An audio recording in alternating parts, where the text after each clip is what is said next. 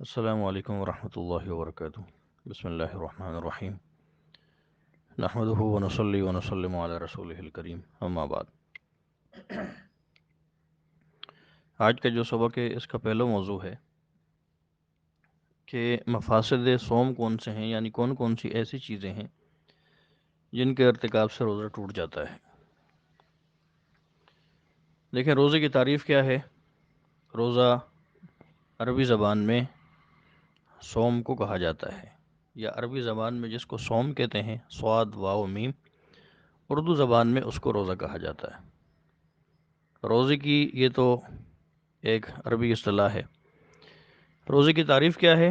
شریعت کی نظر میں صبح صادق سے لے کے غروب آفتاب تک کھانے پینے اور مباشرت کے عمل سے رک جانے کا نام روزہ ہے۔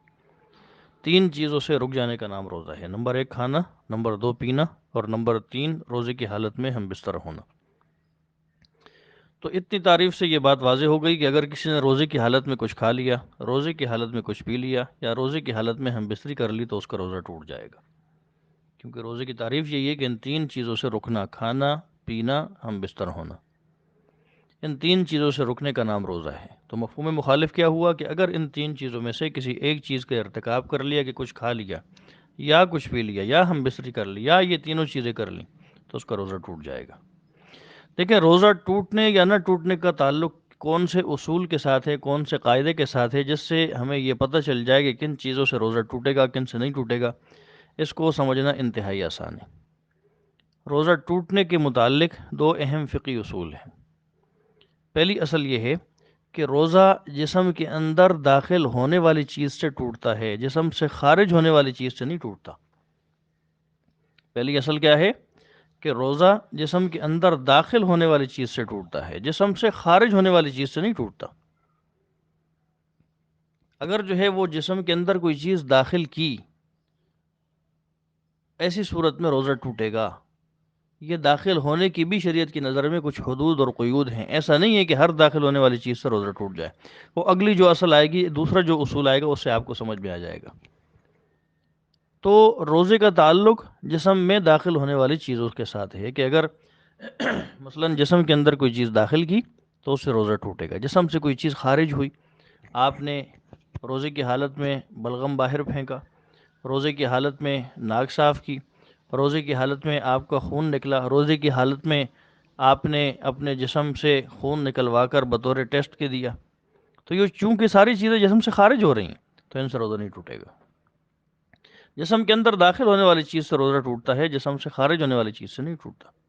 اگر کسی کو روزے کی حالت میں الٹی آ گئی، خود بخود قے ہو گئی، اور اس نے وہ واپس نہیں نکلی، تو چونکہ یہ جسم سے خارج ہو رہی، کچھ داخل نہیں ہو رہا، تو روزہ نہیں ٹوٹے گا۔ جسم کی روزے کی حالت میں جسم سے خون نکالا تو روزہ نہیں ٹوٹے گا۔ انجیکشن کے ذریعے نکالا جائے، یا کوئی چیز سوئی وغیرہ لگا کر نکالا جائے، یا روزے کی حالت میں حجامہ کروایا جائے، روزہ نہیں ٹوٹا، کیونکہ یہاں پر روزے کی حالت میں کوئی چیز جسم میں داخل نہیں کی جا رہی بلکہ خارج کی جا رہی۔ اور اصل کیا ہے کہ روزے کی حالت میں جسم کے اندر کوئی چیز داخل کرنے سے روزہ تو ٹوٹتا ہے، لیکن خارج کرنے سے نہیں ٹوٹتا۔ تو پہلی اصل یہ ہو گئی۔ دوسری اصل کیا ہے کہ روزہ انہی چیزوں سے ٹوٹے گا جو قدرتی طور پر بنے ہوئے راستوں کے ذریعے جسم کے اندر پہنچائی جائے۔ روزہ ان چیزوں سے ٹوٹے گا جو قدرتی طور پر بنے ہوئے راستے یا منافذ ان کے ذریعے جسم کے اندر داخل ہو۔ قدرتی طور پر جو چیز دماغ تک خود بخود پہنچ جائے، یا پیٹ تک پہنچ جائے، یا شرمگاہ کے ذریعے داخل کی جائے، اس سے روزہ ٹوٹے گا۔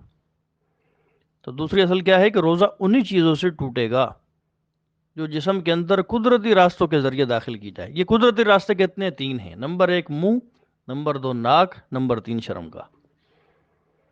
منہ ناک شرمگاہ، منہ ناک شرمگاہ، منہ ناک شرمگاہ، یہ 3 مرتبہ میں نے کیوں کہا؟ تاکہ آپ کو اچھی طرح یاد ہو جائے، کیونکہ اکثر سوال پھر اسی کے مطابق کیے جاتے ہیں۔ اور یہ 3 چیزیں اگر آپ کی ذہن میں ہوئیں تو آپ کے لیے خود فیصلہ کرنا آسان ہوگا کہ آیا اس چیز کے جسم میں داخل ہونے سے روزہ ٹوٹا یا نہیں ٹوٹا۔ تو دوسری اصل کیا ہوئی آپ کے سامنے؟ کیا آئی کہ روزہ انہی چیزوں سے ٹوٹے گا جو قدرتی طور پر بنے ہوئے 3 راستوں یعنی منہ، ناک یا شرمگاہ کے ذریعے داخل کی جائے۔ اگر ان 3 راستوں کے علاوہ غیر فطری راستے سے کوئی چیز داخل کی جائے گی تو اس سے روزہ نہیں ٹوٹے گا۔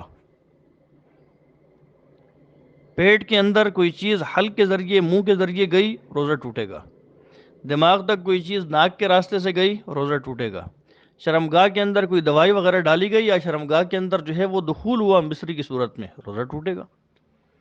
باقی اس کے علاوہ غیر فطری طریقے سے کسی بھی چیز کے جسم میں داخل کرنے سے روزہ نہیں ٹوٹے گا۔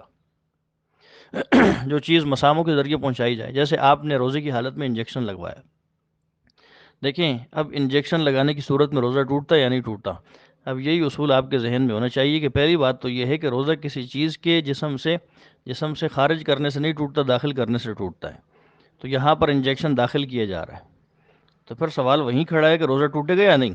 تو پھر آپ نے دوسرے اصل پہ اوپر غور کیا کہ روزہ اسی چیز کی دخول کی صورت میں ٹوٹتا ہے کہ جو چیز قدرتی راستے یعنی منہ، ناک یا شرمگاہ کے ذریعے پیٹ یا دماغ تک پہنچائی جائے۔ اور یہ جو انجیکشن ہے، نہ یہ منہ میں لگ رہا ہے، نہ یہ ناک میں لگ رہا ہے، نہ یہ شرمگاہ کے اندر داخل کیا جا رہا ہے۔ یہ تو یا تو رگ میں لگایا جا رہا ہے، یا گوشت میں لگایا جا رہا ہے، یا بازو کے اوپر، یا جو ہے وہ رگ کے اوپر، ہاتھ کے اوپر، یا کندھولے کے ذریعے۔ تو چونکہ جو تین قدرتی منافذ ہیں، راستے ہیں، منہ، ناک اور شرمگاہ، ان میں سے کسی کے اندر بھی یہ چیز داخل نہیں کی جا رہی کہ براہ راست پیٹ یا دماغ تک پہنچ رہی ہو، تو انجیکشن لگانے سے روزہ نہیں ٹوٹے گا۔ چاہے آپ ڈرپ لگوائیں، چاہے آپ انجیکشن لگوائیں، چاہے آپ انسولین کا جو ٹیکہ ہوتا ہے شوگر کے مریضوں کو جو پیٹ میں لگتا ہے، پیٹ کی کھال پر، چاہے وہ لگائیں، کسی حالت میں بھی روزہ نہیں ٹوٹے گا۔ تو دوسرا ضابطہ جو آپ کے سامنے آیا وہ کیا ہے کہ جو چیز قدرتی راستوں یعنی تین راستوں، منہ، ناک اور شرمگاہ، ان میں سے کسی راستے کے ذریعے براہ راست پیٹ یا دماغ تک پہنچائی جائے گی، اس سے روزہ ٹوٹے گا۔ ان تینوں سے ہٹ کر کسی بھی ذریعے سے اگر کوئی چیز پیٹ، دماغ یا کسی بھی جسم کے حصے تک پہنچائی جائے گی تو اس سے روزہ نہیں ٹوٹے گا۔ تو دو اصول آپ کے سامنے روزہ ٹوٹنے کے متعلق آئے۔ پہلا ضابطہ، روزہ جسم کے اندر داخل ہونے والی چیز سے ٹوٹتا ہے، خارج ہونے والی چیز سے نہیں ٹوٹتا۔ اور دوسرا ضابطہ جو ہے وہ یہ ہے کہ روزہ انہی چیزوں سے ٹوٹے گا جو قدرتی طور پر بنے ہوئے جو تین راستے ہوتے ہیں، یعنی منہ، ناک اور شرمگاہ، انہی کے اندر دخول سے ٹوٹے گا۔ ان کے علاوہ مسام وغیرہ کے ذریعے اگر کوئی چیز جسم کے اندر داخل کی گئی تو اس سے روزہ نہیں ٹوٹے گا۔